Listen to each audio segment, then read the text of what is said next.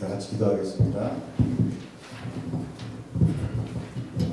사랑의 하나님 아버지 감사합니다. 오늘도 저희를 당신의 임재 안에 부르시고 우리를 생명의 말씀으로 거듭나게 하시니 감사합니다. 아버지여, 저희가 알지 못하는 것을 믿지 않게 하시고 또 부르지 못하는 것을 부르지 않는 자들에게 하셔서 하나님께서 오늘 우리에게 당신을 알려주셔서 우리가 참 생명이신 하나님 알고 그리고 우리의 주 되신 우리 주 예수 그리스도를 나의 주인으로 신랑으로 교회의 머리로 믿으며 나아가는 저희들에게 주시옵소서.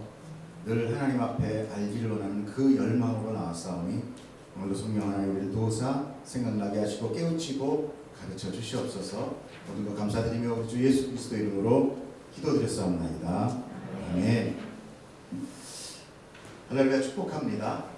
2월달 또 한 달이 또 새롭게 시작됐습니다.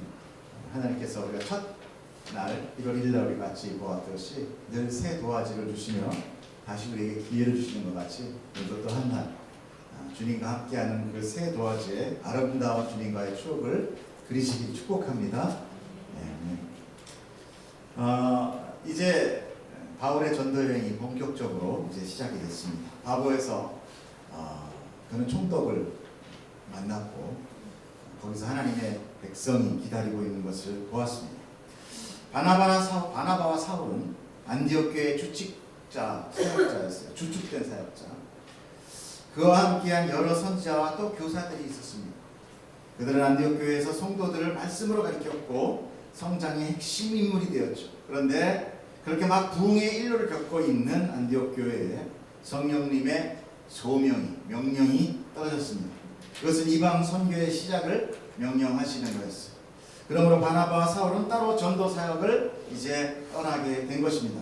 그들은 성령의 말씀을 순종하여 받아들였어요. 여러분, 내가 지금 뭔가를 하기 시작해서 열매가 막 떨어지고 부흥하기 시작하면 거기서 내려놓고 나오기가 쉽지 않아요. 뭐든지 그렇잖아요. 이제 막 내가 이제 업적을 받기 시작할 때, 근데 하나님은 어떻게 하시느냐? 자기의 업적으로 나아갈 때 하나님 스톱 시킨다는 거예요. 왜? 하나님의 영광으로 나아가게 하기 위해서. 이렇게 기존 사역에 연연하지 않고 안디옥 교회는 금식을 통해서 하나님께 순종을 고백했습니다. 여러분, 금식은 뭐라고 했어요? 내가 죽음을 다해서 하나님의 말씀을 받겠다는 거지. 내가 죽을 각오를 하고 내 원하는 것을 받아내겠다. 아니다. 이렇게 내가 설명을 드렸어요. 자, 그래서 그들이 떠나서 이 바보라는 곳에 이뤘고, 바보만 사는 데가 아닙니다. 네. 하나님의 사람이 기다리고 있었어요. 그는 총독이었습니다. 바나바와 사울은 그곳에서 총독을 구원하기 위해 복음을 알려주고 설득했던 것이 아니었어요. 뭐 세력 있는 사람 만나가지고 전도하기 위해 설득한 건 아니다라는 거죠. 총독이 하나님의 말씀을 듣고자 하였다라고 기록되어 있어요. 즉 하나님은 자기의 백성의 구원을 위해 예수 그리스도를 이미 보내셨고 이제 그 예수의 이름을 부르는 자를 위하여 우리들 당신의 성도들을 파송하고 있답니다. 그 사건 가운데 정말 우리가 놀랄 일이죠. 이방 가운데 하나님을 원하는 사람이 있었다.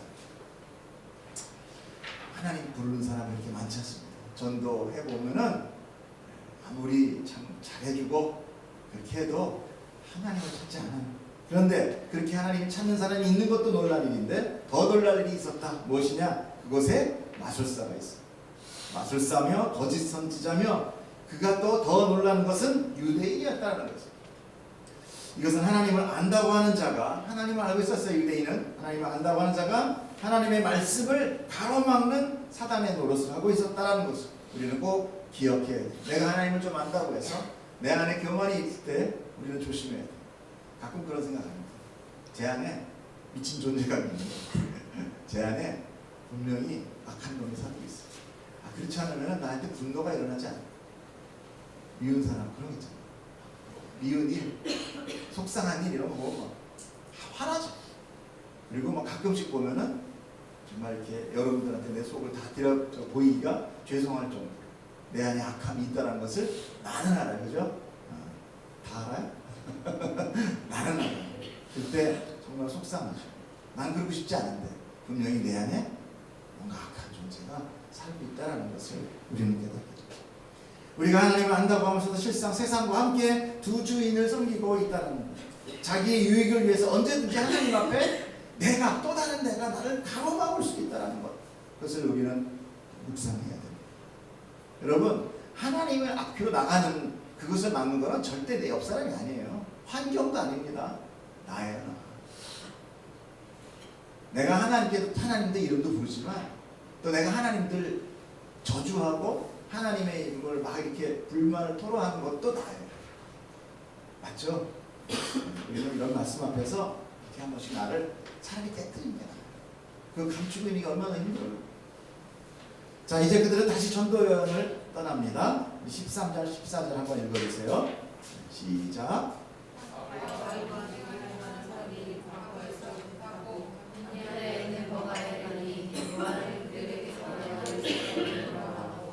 그들은 버가에서 더 나아가 피시디아 안디옥에 이르러 안식일에 회당에 들어가 앉으니.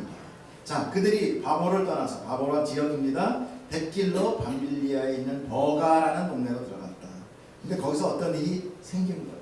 그것은 바로 요한이 예루살렘으로 돌아가고, 어떻게 됐어요? 바나바와 요한을 데리고 예루살렘에서 왔어요.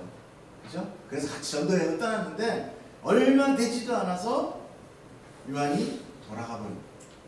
이 요한의 여행, 전도여행 포기에 대해서는 많은 논리가 있습니다. 결국 이 사건으로 인해서 나중에 바나바와 사울이 아주 크게 다투게 되고 서로 갈라집니다. 이렇게 대선지자들도 다투게 돼서 이렇게 갈라집니다. 싸우게 돼요. 자, 학자들이 예측하건대 사울이라는 사람의 성격은 어떠냐? 굉장히 논리적이고 주도적이에요. 굉장히 주도적, 그리고 저돌적인 성향을 지닌 사람입니다. 막 사람 잡아서 막 감옥에 가고 스데반을 죽인 주동자였단 말이에요. 그에 반해서 바나바는 어떤 사람이냐? 착하다. 그래 나오잖아요. 성경에 이 사람은 착한 사람이다. 그리고 배려하고 동역하는 이상적인 인물이에요. 그렇기 때문에 자기 조카, 이 요한이 조카예요. 요한을 데리고 간 거예요. 뭐든지 자꾸만 이렇게 나누고 싶어하고 함께하고 싶어하는 사람. 자, 그런데 바나바는 누구였어요? 바나바는 바울을 직접 데리고 와서 자기와 함께 동역을 한 그 안디옥교의 쉽게 담임 목사 수장이었다는 거죠. 근데 이제 이방전도 여행에서 바나바가 아닌 사울, 즉 바울이 주도적인 리더십을 이제 발휘하게 되지 않았는가라고 이제 신학자들이 얘기해요. 아무래도 그 성격이 안에서 나오기 시작하는 거죠. 그로 인해서 조카 요한이 사울의 독주, 사울이 여기 갑시다, 이렇게 합시다, 저렇게 합시다 하는 거에 좀 불만을 품었다. 특히 바나바가 누구예요? 자기의 삼촌. 자기 삼촌이 원래 이 우두머리인데 그렇잖아요. 누군가 이렇게 막 세게 나오니까 기분 나쁜 거죠. 그래서 아마 그 동역에서 난 더 이상 저 사울을 듣기 싫다, 꼴보기 싫다, 그래서 아마 돌아간 거 아닌가. 그래서 이 설이 굉장히 유력합니다. 결국 사도행전에서 나중에 바나바의 이름은 점점 사라지고 이제 사울이나 바울 이름만 남게 돼요. 왜 하나님은 이 중요한 이방전도 사역 하나님이 시켰잖아요. 성령님이 따로 붙여서 따로 시켜라라고 했잖아요. 그런데 이 사역에 특별히 이렇게 이기적이고 주도적인 성격도 독특한 사울을 왜 사용했을까? 그래서 이렇게 그들이 합력하지 못하고 어떤 이유 때문에 간력에 그냥 또 나비로 두셨을까? 우리는 사실 뭐 다 알 수는 없습니다만 성경을 통해서 그 의중을 한번 찾아보도록 합니다. 사도행전 9장 13절에 이런 게 있어요.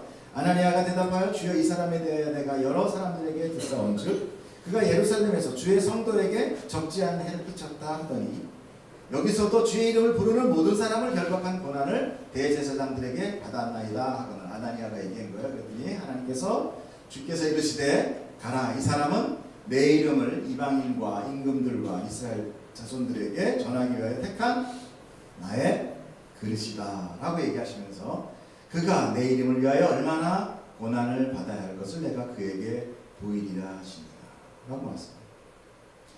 사울이 다메섹 도상에서 예수님을 만나서 눈이 보이지 않은 채 사람들에게 끌려간 후에 하나님께서는 아나니아라는 사람을 통해서 사울을 찾아가서 안수해라. 그때 아나니아가 하나님한테 아니 그 사람이 어떤 사람인 줄 아십니까?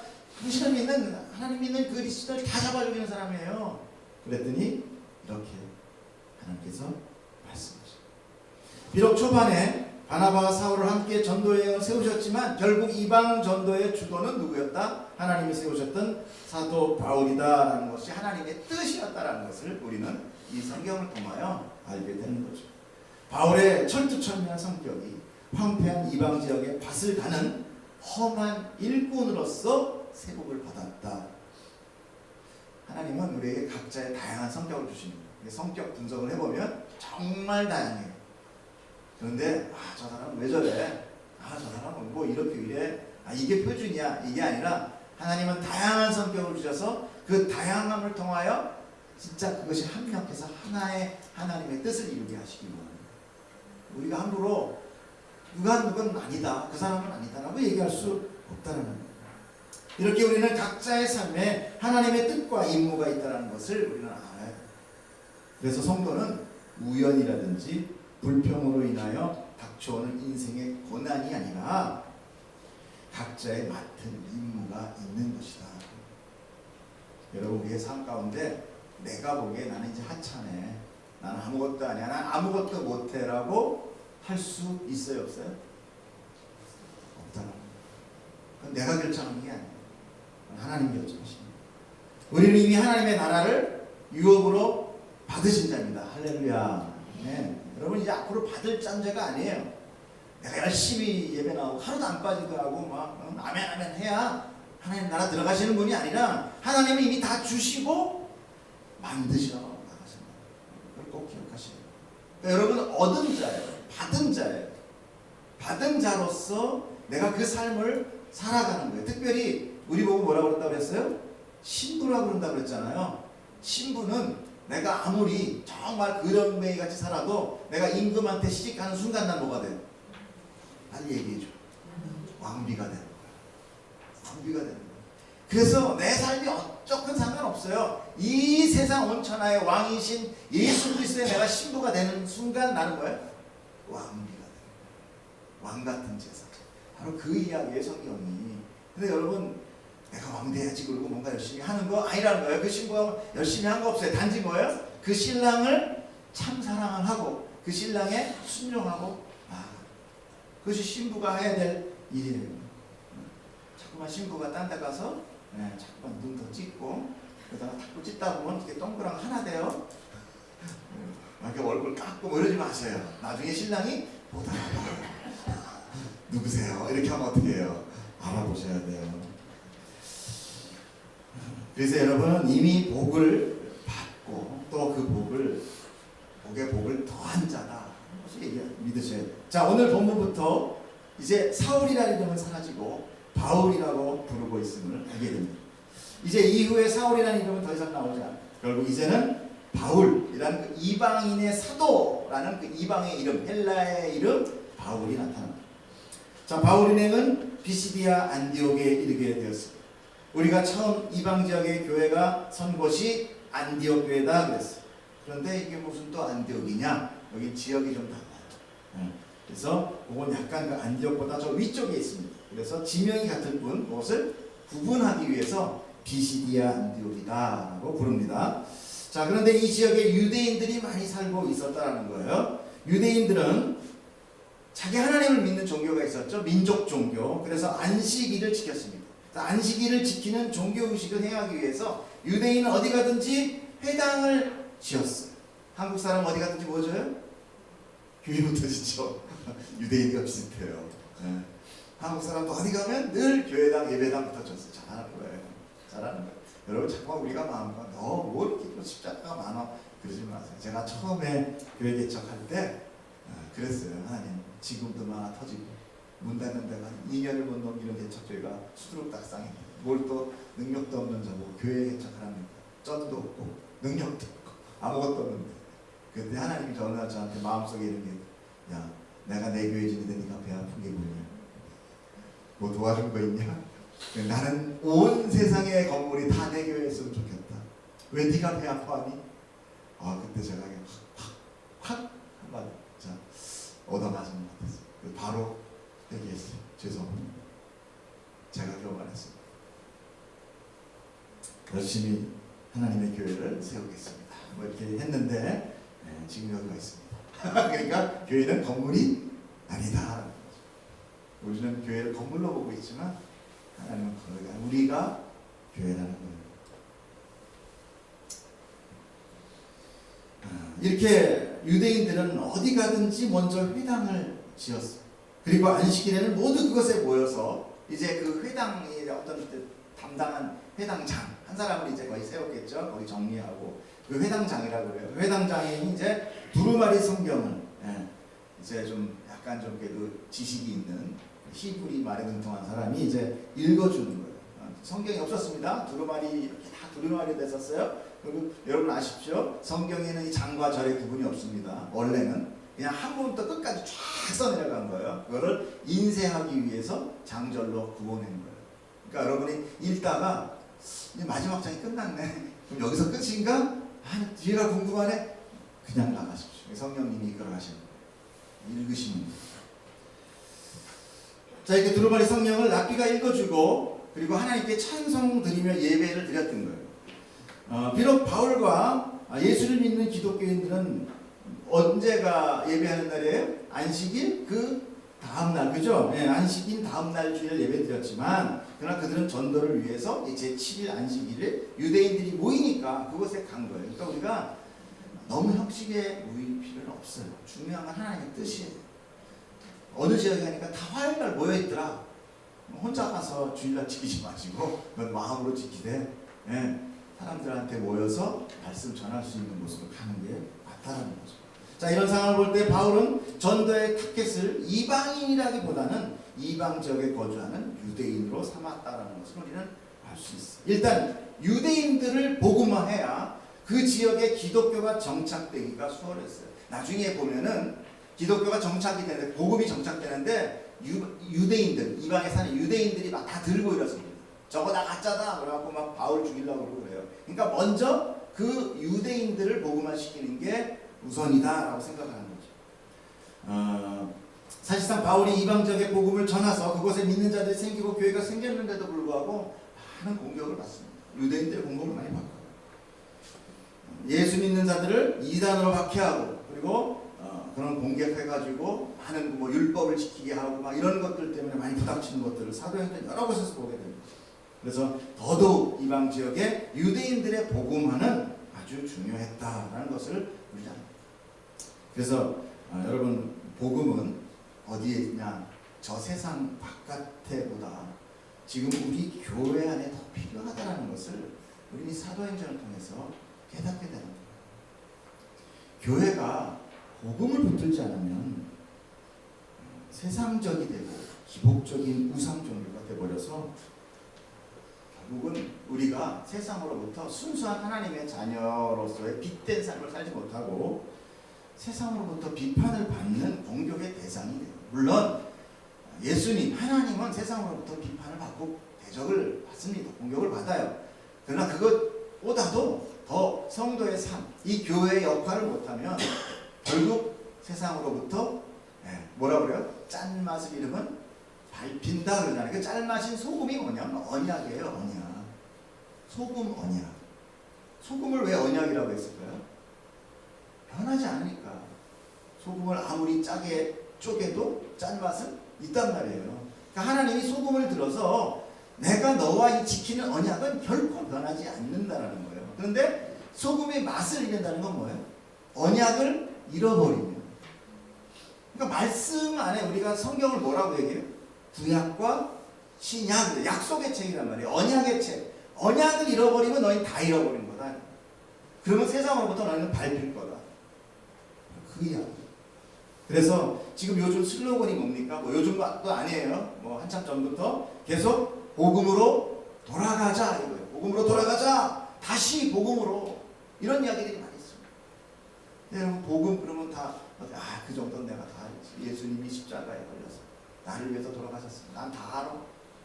거기에 대해서 우리는 정말 절정해야 돼요. 절정. 여러분 복음이 무엇입니까? 예수님만 죽는 것이 복음입니까? 예수님만 죽으니까 늘 내 앞에 이 복음이 절절하지 않아요. 아니에요. 복음은 내가 죽고 예수 그리스도의 생명으로 다시 사는 거예요. 그것을 믿는 것이. 이 간단한 논리를 사람들은 자꾸 잊어버립니다. 그래서 교회를 그 복음이 사라진, 그 생명이 사라진 마치 봉사하고 교제하고 위로받고 서로 이렇게 사랑만 나누는 무슨 종교적인 사교장이 되어버렸어요. 여러분, 그건 중심을 잃어버린 거예요. 그래서 자기 좋은 사람들끼리 모여서 교회 나가고 모임에서 그 좋은 사람들끼리 모여 봉사하고 전도하고 거기 또 따라다니고 이름은 슬로건은 걸고 있지만 사실은 뭐 다 그냥 좋아하는 사람들끼리. 그러다가 뭐 결국 마음에 안 들어서 이상한 사람들 오면 어떻게 해요? 왕따시키는 거죠. 자기들끼리 똥돌 뭉쳐가지고 그런 이상한 교회가 되어버렸거든요. 하나님의 이름을 부르면서 내 입맛에 맞지 않으면 다 내치고 내 입맛에 맞는 취미생활하는 곳이 교회가 되어버린 거 아닙니까? 여러분, 우리 굉장히 경각심을 가져야 됩니다. 아니에요. 교회는 하나님이 거하시는 곳이며 그곳에서는 하나님께 예배를 드리는 곳이에요. 예배란 뭐냐? 제사예요. 내가 산 제물이 되는 거예요. 그래서 내가 사라져버리고 나는 갈기갈기 찢어져버리고 나는 각도서 모든 것이 분양이 다 화제가 돼가지고 오직 예수의 이름만 나타나는 것, 그것이 교회여야 합니다. 사람의 모습은 다 감추이고 온전히 하나님의 음성, 말씀과 예수 그리스도의 존재 만납니다. 요한복음 3장 30절에 세례 요한의 고백이 바로 그것입니다. 뭐라고 그래요? 그는 흥하여야 하겠고 나는 쇠하여야 하리라. 교인은 다 이 생각 갖고 있어요. 교회든 아니면 성도든 나는 쇠하여야 돼. 예수의 이름만 나타나야 돼. 15절 한번 보실까요? 율법과 선지자의 글을 읽은 후에 회당장들이 사람을 보내어 물어 이르되 형제들아 만일 백성을 권하는 말이 있거든 말하라. 그 당시 회당에서 말씀을 읽는 것이 아마 전부였던 것 같아요. 따라하는 건 없고 그냥 말씀 읽어주면 듣는 거. 네. 제가 신학교 때 그 신학교 통해서 성경을 통독을 시키느라고 아침 일찍 가서 성경을 쫙 속독으로 읽어가요. 앞에 대표가 나와가지고 속독을 막 읽어가요. 그러면서 쫙 이런 거를 막 읽으면서 들어가다가 중간중간에 다 함께 그러면 같이 쫙 읽어야 돼. 정신없으면 놓치는 거야. 막 문 따라가다가 함께 읽겠습니다. 그럼 또 가니까 제가 읽겠습니다. 또 쫙 읽다. 그래서 그래도 속도도 빨리 나가니까 그래서 하는데 근데 그때 성경을 쫙 읽으면서 하나님의 감동이 그걸 굉장히 새롭게 느꼈어요. 맞지? 성문이? 나는 같은 신학교 출신이거든요. 감동 안 왔어? 막 읽다 보면은 하나님의 말씀을 우리가 너무 이렇게 막 해석해주고 누군가 적용해주기를 기다릴 필요 없어요. 말씀은 살아있어요. 여러분을 치유합니다. 여러분을 고쳐요. 여러분을 생각나게, 여러분을 완성시켜요. 그러니까 말씀을 너무 그렇게 누구가 설명해 주는 것만 기대하지 마세요. 여러분이 직접 하나님의 말씀과 1대1로 담대하게 배우세요. 하나님이 주신 약속의 책. 축복합니다.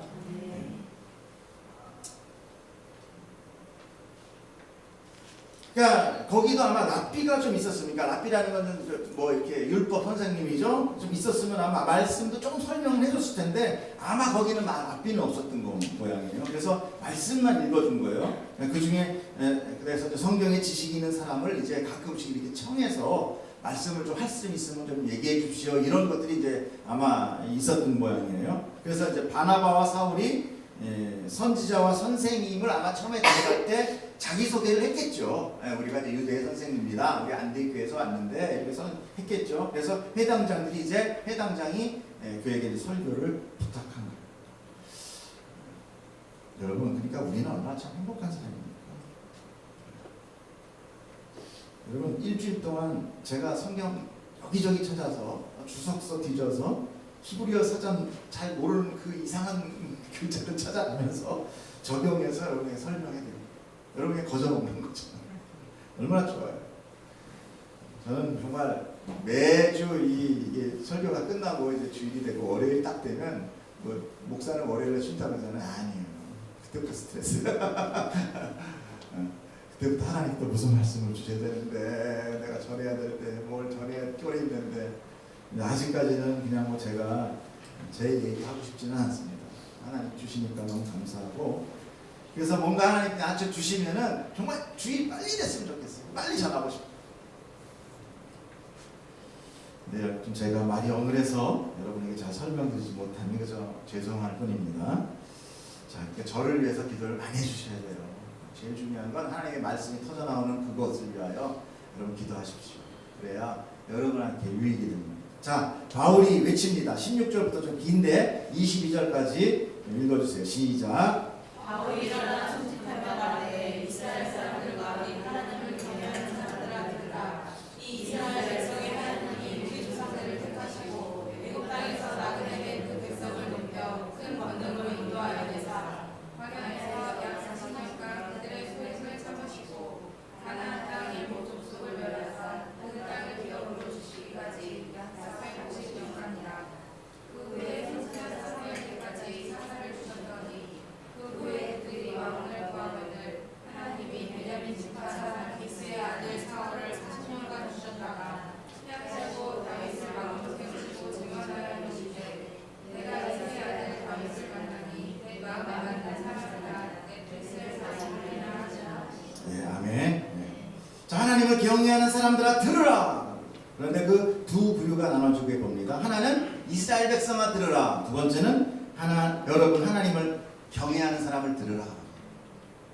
여러분은 이스라엘 사람이지만 이 당시에 얘기하는 이 사람은 뭐냐? 이스라엘 유대인과 하나님을 경외하는 사람은 이방 지역에서 하나님을 유대교로 전향한 사람들을 얘기하는 거예요. 경건한 사람들이죠. 그러니까 우리는 사실 근본적으로 본다면 이스라엘이 아니라 하나님을 경외하는 사람들이 있습니다. 자, 왜 그러냐? 왜 그 당시에 유대인 말고 다른 사람들이 있었을까? 그거는 출애굽기에 보면은 유대인들이 출애굽할 때 수많은 잡족들과 함께 나왔다라고 성경에 기록되어 있어요. 그러니까 유대인 정통만 있었던 거 아니에요. 그 사실 보면 하나님은 뭐냐? 계속 유대인뿐만 아니라 전 민족을 다 하나님께서 구원하시려고 하나님께서 데리고 같이 나오셨다라는 거예요. 근데 유대인은 자꾸 자기 선민사상 때문에 아니다 우리 하나님이다라고만 고집을 하고 있는 거죠. 하나님은 유대인을 통하여 어떤 약속의 그 그림책 설명을 하고 계시는 거지 하나님은 우리 전 민족, 전 인류의 구원을 선포하고 계시는 분이라는 것이죠. 지금 바울이 설명하는 것이 무엇입니까? 이스라엘의 역사입니다. 광야 때부터 왕정 시대까지의 기간을 지금 약 한 450년 이야기를 하는데 가나안 전쟁 정복이 마치자 그리고 여호수아가 죽자 그 다음에 나타나는 것이 바로 무엇이냐면 사사시대였어요. 그 사사시대를 통해서 대표되는 말이 있는데 사사시대의 대표적인 말이 뭐냐면 그때는 이스라엘에 왕이 없으므로 사람이 각기 자기의 소견에 옳은 대로 행하였더라. 이게 사사기의 주제예요. 주제. 왕이 없으므로 각자 알아서 살았더라. 그런데 결국 그들이 왕을 달라고 하나님께 요구를 하게 되죠. 나중에. 그러나 이스라엘의 왕은 누구였어요? 하나님 여호와 하나님이셨던 거예요. 근데 계속 자기들 눈에 보이는 하나님 왕을 달라고 조는 거죠. 이것은 인간들의 죄는 결국 하나님의 뜻을 원하지 않는다. 자기가 왕을 달라는 것은 뭐냐? 자기의 욕구를 충족시키기 위하여 자기가 부릴 수 있는 자기의 욕구를 들어주는 어떤 그 왕, 나의 필요를 채워주는 왕을 달라고 했던 거예요. 사람들은 마치 하나님을 무슨 요술장이 지니 같은 마법의 램프를 비비면 나타나서 주인님 뭘 해드릴까요? 하는 그런 왕을 원한다. 지금도 우리 교회 앞에 걸려있는 수많은 특별기도회니 금식기도니 작정기도 이런 것들이 대개 다 무엇입니까? 우리의 소원 얻어내기 위해서 어떻게든지 하나님을 설득시키고 조르고 졸라서 나의 목적을 얻어내겠다라는 것 아니겠습니까? 그건 하나님을 마치 마법의 램프의 지니와 같은 그런 종으로 능력 있는 종으로 만들겠다는 거예요. 하나님께서는 그런 왕을 어떻게 하십니까? 다 폐하여 버리죠. 그렇게 나를 위해 존재하는 왕, 그 누가 있어요? 사울이었어요. 사울이 폐해된 궁극적인 이유가 뭡니까? 제사를 내가 좋은 것으로, 내가 마음에 드는 것으로 제사를 무시하고 하나님이 가르쳐준 제사를 무시하고 자기가 직접 주도했다는 겁니다. 하나님의 뜻과 명령을 다 어겨버린 것이죠. 사울은 어떻게 됩니까? 결국 악령이 들어가서 미치게 돼요. 인간이 스스로 왕노릇을 하면 이같이 귀신들이 마구 들어가서 자기의 종으로 만들어버린다. 그래서 그 귀신 들림, 그런 귀신 들림의 그 귀신들이 범접하지 못하기 위해서는 귀신보다 능력이 강한 큰 하나님이 나를 다스리는 왕이어야 됩니다. 여러분이 다스리는 그 존재는 무엇입니까? 하나님이십니까? 아니면 또 다른 나옵니까? 그러므로 우리가 귀신 들린 자다, 귀신 들린 자라고 얘기하지만 귀신 들린 자는 엄격히 얘기하면 결국 하나님을 믿지 않고 자기의 뜻대로 사는 자를 통틀어 이야기하는 거예요. 이거 좀 너무한 거 아닙니까? 여러분 지금 세상이 어떻습니까? 귀신 들린 거 아닙니까? 이거 미친 거 아니에요? 어떻게 자기 자식을 죽입니까? 며칠 전에 보니까 뭐 어디다 뭐 태도 안 끊어진 애가 버려졌다고 그래요. 영하 16도인데. 또 뭐 이영학 사건 같은 거 보면 저게 도대체 과연 제정신일까 생각하지 안 들어요? 왜? 하나님이 없으면 사람은 미칩니다. 제가 아까도 얘기했죠. 우리 안에 뭐 있어요? 악령이 있어요. 내 안에 있어요. 그건 나만 알아요. 내가 반응할 때 나타나는 그 마귀 같은 본성이 내 안에 있다는 거. 정신 차리고 나면 후회되잖아. 내가 왜 그랬어? 근데 내 안에 숨어 있어요. 가난한 할아버지 할머니들을 사기를 쳐서 그 조그만 돈 다 뺏어서 단칸방에서 쫓겨나게 하는 사람의 기본적인 삶에 의식주잖아요. 근데 이 세상이 어떻습니까? 집장만 하느라고 평생을 뼈가 빠지게 일해도 안 되는 세상이 지금이에요. 절대 세상 우리한테 복을 주지 않습니다. 제가 뉴스를 보니까 이번에 집값이 평균이 1억에 올랐대요. 그런데 1억을 올라면 여러분 얼마나 걸려야 돼요? 1억 쓰기도 바빠. 먹긴 뭐 하시지도 않아. 그런데 1억이 올라가는데 달랑 8개월 걸려요. 여러분 8개월 안에 1억 모을 수 있어요? 그럼 뭐 집을 어떻게 하는 얘기야? 살지 못한다는 얘기야. 이 땅은 살지 못한다는 땅이에요. 또 저 북쪽에 있는 우리의 동족인가 하는 분은 어때요? 이 땅을 핵폭탄으로 자기 세력을 유지하기 위하여 결국 자멸하겠다는 거잖아요. 돈 벌겠다고 사람 목숨을 파리 목숨 같이 하고 있고, 뭐 대출 받았다고 장기를 적출하고 내다 파는 사람.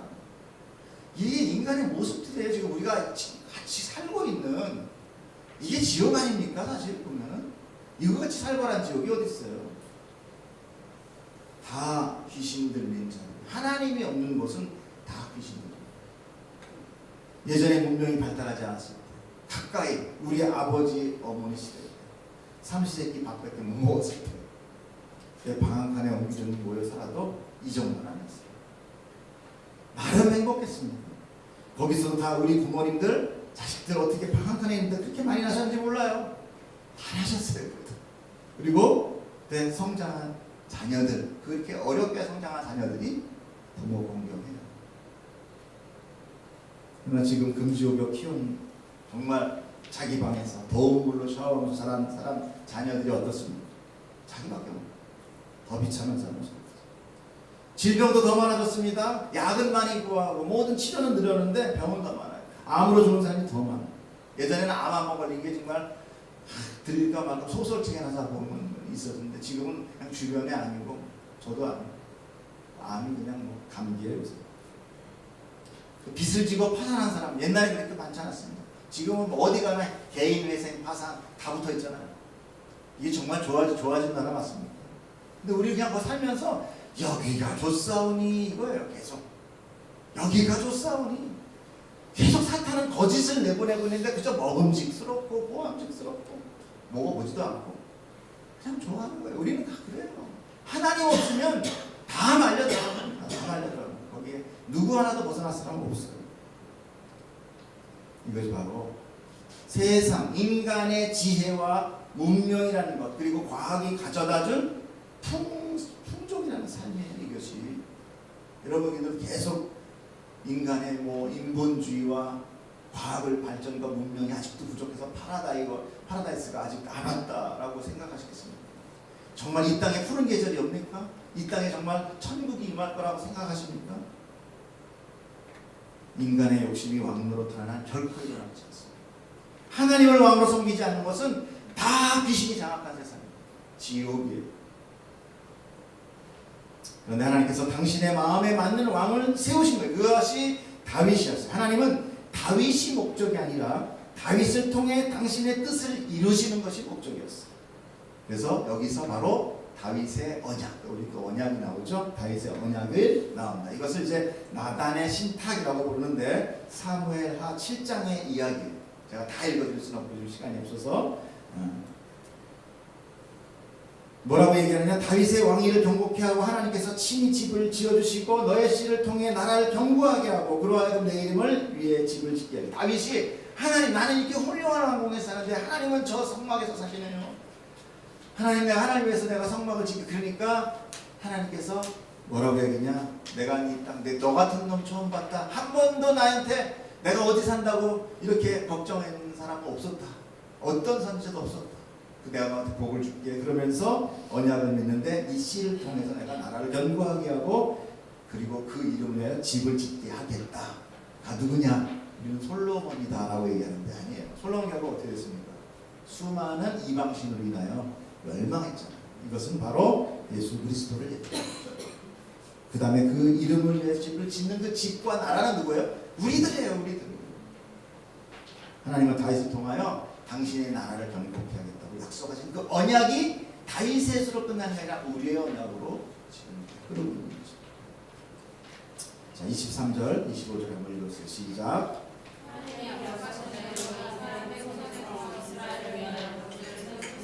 곧 예수가 그가 오기에 앞서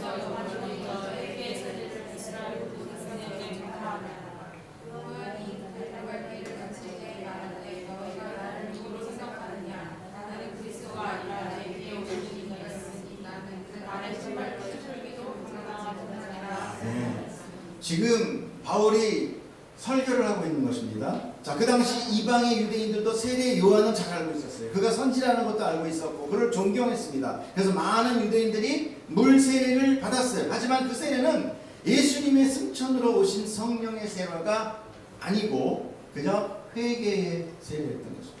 회개는 비록 죄에서 돌이켜서 하나님을 바라보겠다는 믿음의 행위지만 결코 생명을 주는 것은 아니에요. 생명은 오직 뭐로만 돼요? 예수 그리스도의 이름으로만. 다른 길 없어요. 성령 세례는 바로 그 십자가를 믿게 함으로 인하여 부활의 새 생명을 우리에게 주기 위함입니다. 그것이 성령 세례예요.